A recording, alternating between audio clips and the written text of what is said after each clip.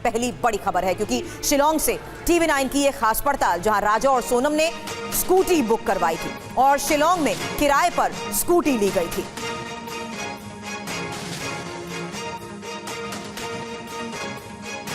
राजा रघुवंशी के कत्ल की खौफनाक कहानी की इबारत लिखी जाती है सोहरा में।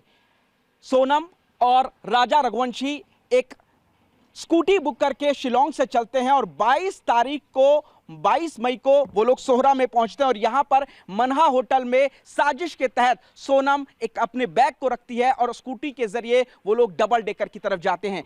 जो सोनम और राजा स्कूटी बुक करके लाए थे वो आप देखेंगे, ये नीले रंग की स्कूटी है, ML05A 1472। यही वो स्कूटी है जो इन लोगों ने बुक करी थी शिलोंग से और इसी को लेकर के ये लोग पहले सोहरा पहुंचते हैं और यहां से फिर डबल डेकर की तरफ जाते हैं और यही लावारिस स्कूटी वाइजेडोंग के पास ये खड़ी हुई मिलती है, जिसको पुलिस ने यहां अपने कब्जे में लिया है। ये काफ़ी अहम सबूत पुलिस के लिए मिलता है, क्योंकि यहीं से इस कहानी की पर्दे खोलने की शुरुआत पुलिस करती है कि आखिर ये जो लावारिस स्कूटी थी वो वहां तक कैसे पहुंची और बाकायदा पूछताछ की जाती है जहां से ये स्कूटी इन लोगों ने बुक करी थी।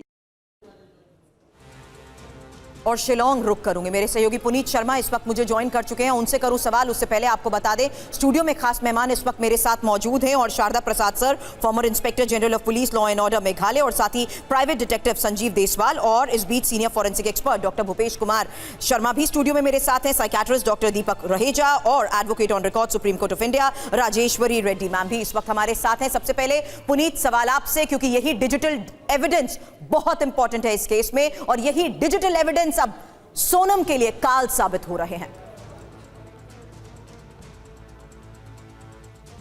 बिल्कुल, देखिए जिस तरीके से पुलिस लगातार सुरागों का सिरा पकड़ रही है, एक एक चीज़ों को खोली, उसमें साफ जाहिर होता है कि कैसे प्लानिंग के तहत सोनम ने ये स्कूटी बुक कराई थी और उसके बाद ये लोग सोहरा पहुंचे थे और यहां से कहानी की नई शुरुआत होती है। आपको बता दूं, इसी साजिश के तहत सोनम जो है वो सोहरा में मनहा होटल पहुंचती है और यहां पर वो अपना बैग रखती है। थोड़ी देर के लिए वो लोग यहां पर रुकते हैं और यहीं का वो CCTV सबसे पहले सामने आता है, जिसमें सोनम के ऊपर शक गहराता है कि सोनम आखिर क्यों राजा से थोड़ी दूर जाकर के फोन पर लगातार किससे लंबी लंबी बात कर रही होती है। यही CCTV पुलिस को शक पैदा करता है कि आखिर सोनम किससे बात कर रही होती है और यहीं से पुलिस सोनम के नंबर को सर्विलांस पर डालती है, उसके तमाम जो कॉल डिटेल्स थी उनको खंगालती है, जिससे राज कुशवाहा का नंबर पुलिस के सामने आता है और पुलिस उसके बाद राज कुशवाहा तक पहुंचती है और सारा जो कत्ल का खेल था वो सामने आता है कि आखिर कैसे सोनम ने अपने पति का कत्ल करने के लिए सुपारी किलर्स को हायर किया, 50,000 रुपए की सुपारी दी और अपने बॉयफ्रेंड के साथ मिलकर अपने पति का साजिश के तहत कत्ल कराया। पहले उसको इंदौर से मेघालय लेके आई, शिलोंग से वो लोग फिर सोहरा पहुंचते और यहां से डबल डेकर, और जो शूटर्स थे वो भी लगातार साथ में थे, क्योंकि चश्मदीदों ने पुलिस को बताया है कि कुछ 3 लोग थे जो लगातार हिंदी में बातचीत कर रहे थे और पुलिस का शक यहां से गहरा जाता है। जिसके बाद स्कूटी लावारिस हालत में पुलिस को 27 मई को मिलती है और यहां से सारी कुछ चीजें खुलती है, जिससे पता चलता है कि जो लाश थी वो वाइजेडोंग के पास मिली 2 जून को और सर्विलांस के जरिए आखिरकार 9 तारीख को पुलिस ने गिरफ्तार कर लिया। हत्या को अंजाम देने से पहले की बात आपने बता दी है, लेकिन उसके बाद हुआ क्या? अगला सवाल आपसे करूंगी, क्योंकि बड़ी खबर है राजा रघुवंशी मर्डर केस में, जहां शिलोंग से सिलीगुड़ी के रास्ते इंदौर पहुंची सोनम और 25 मई को शिलोंग से इंदौर पहुंची सोनम। इंदौर में ही रात से सोनम की मुलाकात और सोनम इंदौर में किराए के घर पर रुकी।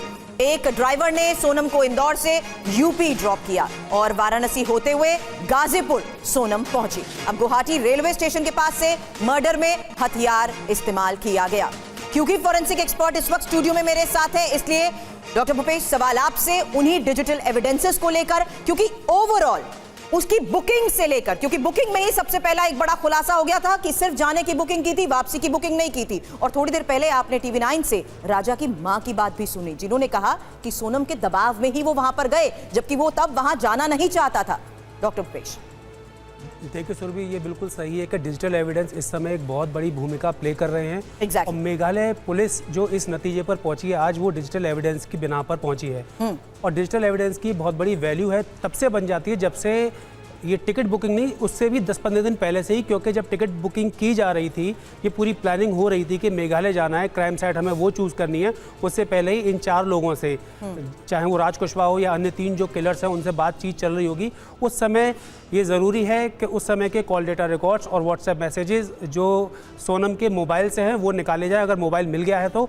और उसके बाद जब ये पूरी वारदात हो जाती है तो मैं आपको बता दूं, भले ही सोनम के पास मोबाइल नहीं था, पर उन 4 लोगों के पास मोबाइल था। सोनम किसी ना किसी मोबाइल के जरिए उन 4 लोगों से बात कर रही होगी, किसी नई सिम के जरिए या किसी और अन्य व्यक्ति के जरिए। उस व्यक्ति की भी जान पहचान डिजिटल एविडेंस की बिना पर होनी चाहिए, और ये पूरी गुत्थी सुलझ जाएगी कि किस समय क्या मैसेज किए और क्यों वो क्राइम साइट चुनी, किस समय ये प्लानिंग हुई। तो स्टार्टिंग से लेकर एंड तक की गुत्थी डिजिटल एविडेंस की बेस पर यहाँ पर सुलझती हुई दिखाई दे रही है सुरभि। बिल्कुल। अब लेकिन आगे जांच होगी कैसे, इसके बारे में शारदा प्रसाद सर सवाल आपसे करूंगी। उससे पहले एक बहुत बड़ी खबर है, और ये राजा मर्डर केस से जुड़े बड़े सवाल, क्योंकि कई सवालों के जवाब की तलाश जारी है। और राजा मर्डर केस में ही गाजीपुर कनेक्शन की जो जांच की जा रही है, उसके बारे में और जानकारी के साथ मेरे सहयोगी जितेंद्र इस वक्त हमें ज्वाइन कर चुके हैं। जितेंद्र, कौन कौन से ऐसे सवाल हैं जो फहरिस्त बनाई गई है, जिस आधार पर मामले की जवाब और तलाश आगे जारी रहेगी? जी बिल्कुल, देखिए सबसे महत्वपूर्ण बात है कि आखिरकार किस तरीके से इस पूरे हत्याकांड को अंजाम दिया और साजिश किसने रची थी, किस तरीके से जो राजा था उसको यहां से सीधा गुवाहाटी ले जाया गया। लेकिन सबसे महत्वपूर्ण बात यह है कि तफ्तीश के दौरान ये पूरा जो ट्रैवलॉग था, यानी कि वारदात के बाद किस तरीके से जो सोनम थी वो पहुंची है गाजीपुर, ये पूरी जो हिस्ट्री थी या फिर कहें जो पूरा उसका ट्रैवलॉग है वो अब सामने आ चुका है जांच एजेंसियों के, और पता चल चुका है कि आखिरकार कैसे 25 तारीख को शिलोंग से सिलीगुड़ी के रास्ते ट्रेन से इंदौर पहुंची। उसके बाद पता चला कि वहां पर राज की सोनम से मुलाकात हुई। सोनम इंदौर में किराए के मकान में रही, एक ड्राइवर ने यूपी ड्रॉप किया, वाराणसी होते हुए गाजीपुर पहुंची सोनम, और उसके बाद गुवाहाटी रेलवे स्टेशन के पास मर्डर में इस्तेमाल हथियार दिया गया था। सबसे महत्वपूर्ण बात ये जो पहला वार था वो पहला वार विशाल ने किया था, जो एक आरोपी 4 गिरफ्तार आरोपियों में से एक है। इसके अलावा जांच एजेंसियों को सोनम पर शक कैसे हुआ, उसकी जो वजह जांच एजेंसी ने बताई, उसमें पता चला कि सोनम ने हनीमून के दौरान एक भी फोटो अपनी अपलोड नहीं की थी सोशल मीडिया पर, और ये सबसे अहम सबूत था सोनम के खिलाफ। और जब उससे पूछताछ की गई तो वो टूट गई और उसने अपना गुनाह उस वक्त कबूल किया। और सबसे बड़ी बात ये कि ये 2:15 पर एक पोस्ट वहां पर आया था जो राजा के अकाउंट से किया गया था, वो भी सोनम ने किया था, ताकि ये पता चल सके कि मर्डर के वक्त यानी कि मर्डर के बाद भी राजा जिंदा है। तो कोशिश की गई राजा को जिंदा दिखाने की पूरे हनीमून पर। उसका सोशल मीडिया अकाउंट लगातार सोनम खुद यूज कर रही थी, तो कहीं ना कहीं तस्वीर पूरे तरीके से साफ थी कि सोनम साफ तौर पर इस पूरी मर्डर के अंदर इन्वॉल्व थी। जी